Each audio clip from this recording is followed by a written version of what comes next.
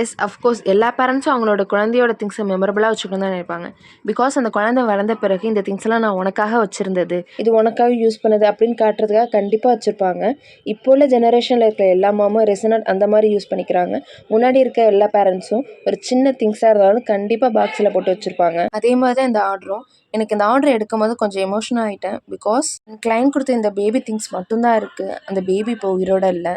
S, நீங்கள் இப்போ காதில் கேட்டது உண்மைதான். நீங்கள் எப்படி ஷாக்காக இருக்கீங்களோ அதே மாதிரி தான் நானும் ஷாக்கில் இருந்தேன். எவ்வளவோ ஆர்டர்ஸ் கம்ப்ளீட் பண்ணியிருக்கேன். பட் இந்த ஆர்டர் எனக்கு ரொம்ப கஷ்டமாக இருந்துச்சு. அதுவும் பேபி திங்ஸ்ன்னு சொல்லும்போது ரொம்பவே கஷ்டமாக இருந்துச்சு. இதில் கிளைண்ட்டு கோல்டு, சில்வர் அது மாதிரி ப்ரீஷியஸான திங்ஸ் எல்லாமே கொடுத்துருந்தாங்க.